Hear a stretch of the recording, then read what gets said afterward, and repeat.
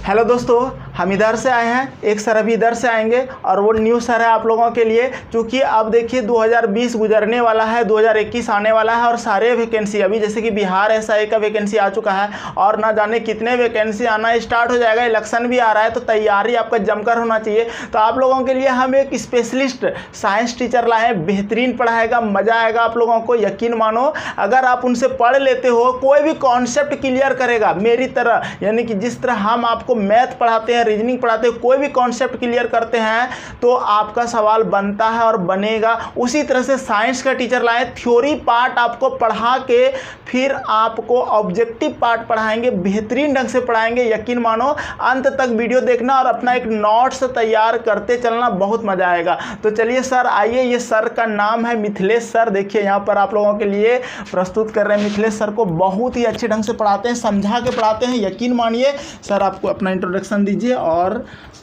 सबसे पहले तो हम सफलता एक्सप्रेस के जो सर हैं चंदन सर जी को बहुत बहुत धन्यवाद देना चाहते हैं, जो हमें इस प्लेटफॉर्म पे आने का मौका दिए।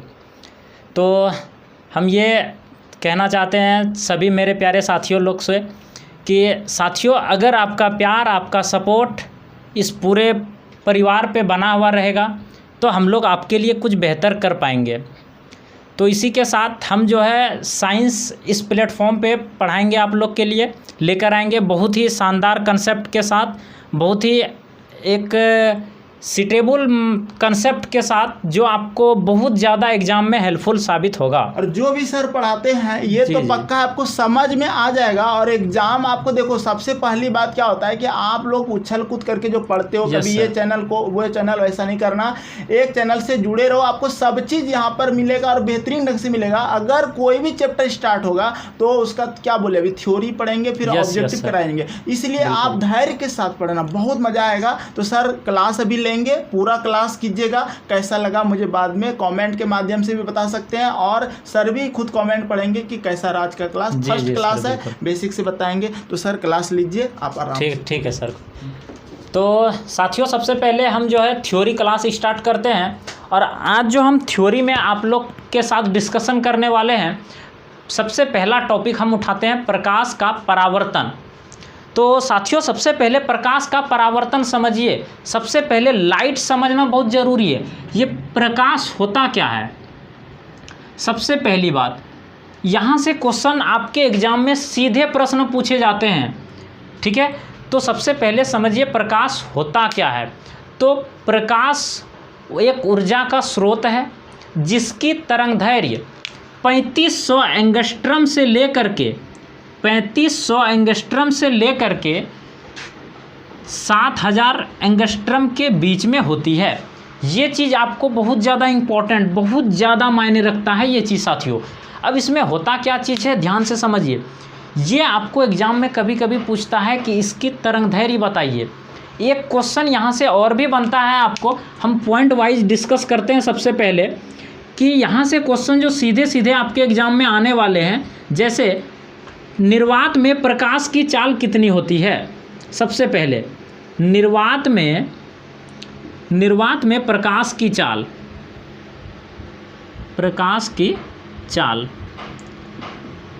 तो साथियों, आप लोग को शायद पता होगा, क्योंकि यह जो प्रश्न है यह आप लोग बिल्कुल बचपन से ही रटते आ रहे हैं, 10th में, 9th में, 12th में पढ़ते आ रहे हैं कि निर्वात में प्रकाश की चाल जो होती है, बिल्कुल बेसिक आप लोग जान रहे होंगे। अगर आप जान रहे हैं तो इस क्वेश्चन का आंसर आप हमें कमेंट बॉक्स में बताइए कि निर्वात में प्रकाश की चाल कितनी होती है।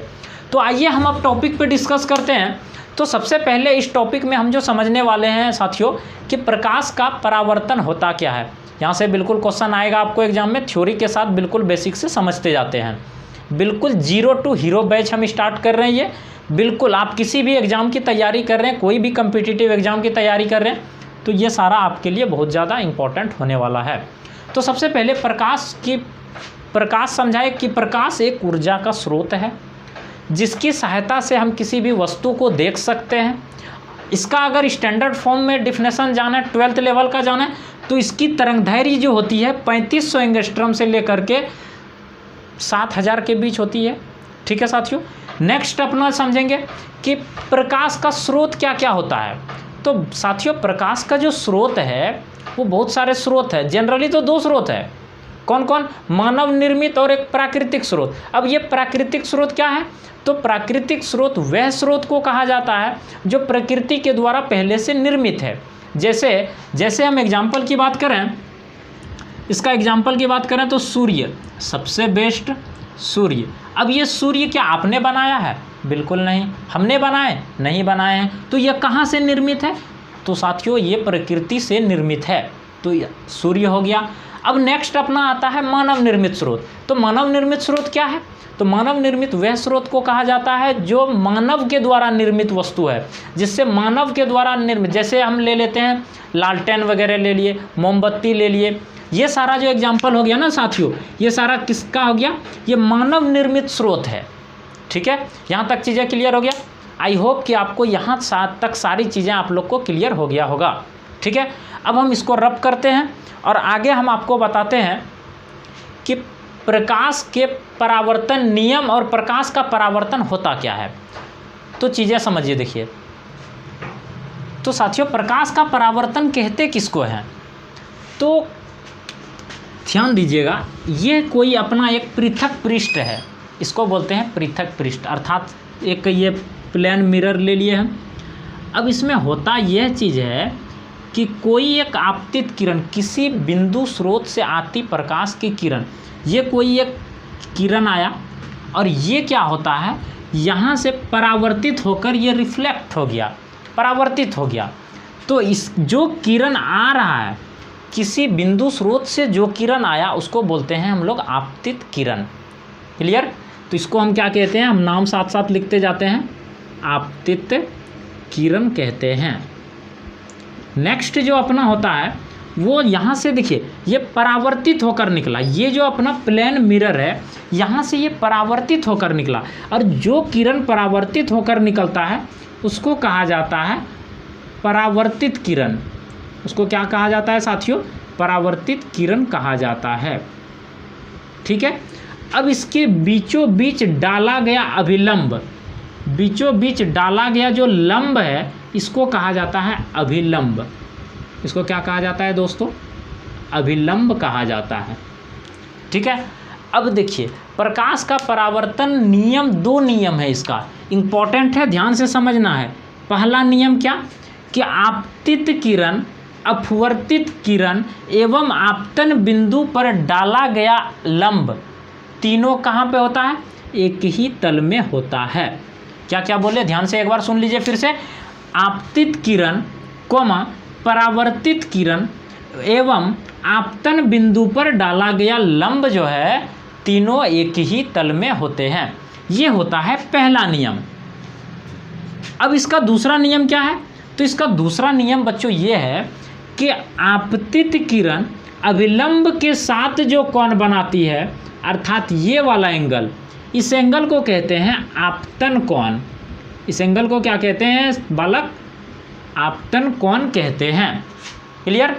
अब देखिए यहाँ पे फिर नेक्स्ट अपना आता है कि परावर्तित किरण, ये जो डाला गया अभिलंब है इसके साथ जो कोण बनाती है, इस कोण को कहते हैं परावर्तन कोण। कौन सा कोण कहते हैं बच्चों? परावर्तन कोण कहते हैं। अब इसका दूसरा नियम क्या है सर? तो बच्चों दूसरा नियम जो है ना, इसका दूसरा नियम बोलता है कि आपतन कोण सदैव बराबर होता है। किसके बराबर होता है? तो ये सदैव बराबर होता है परावर्तन कोण के। किसके बराबर होता है दोस्तों? परावर्तन कोण के बराबर होता है। क्लियर?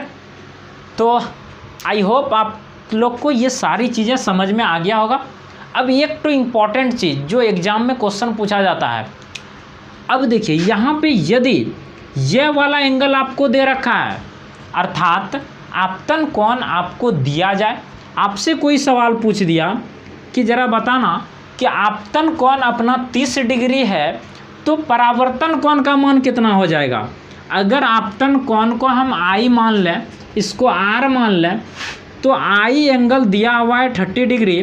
30 डिग्री अगर ये दिया हुआ है तो अपना जो है आर एंगल कितना डिग्री हो जाएगा।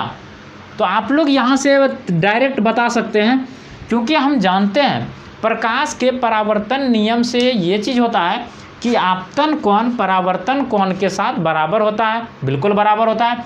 तो यदि आपतन कोण 30 डिग्री है तो अपना परावर्तन कोण भी बच्चों 30 डिग्री ही हो जाएगा। यहाँ तक चीज़ें क्लियर हुआ साथियों। आज का तो ये मेरा डेमो सेशन था जो आप लोग को शायद पसंद आया होगा। अगर आपको पसंद आया तो हमें कमेंट में ज़रूर बताना है। साथ ही साथ चैनल पे जो भी नए आए हैं सब्सक्राइब करके साथ ही साथ बेल आइकन को प्रेस कर लेना इस प्रकार के लेटेस्ट नोटिफिकेशन के लिए। मिलते हैं इसके नेक्स्ट सेशन में, तब तक के लिए बाय बाय दोस्तों। God bless you, take care.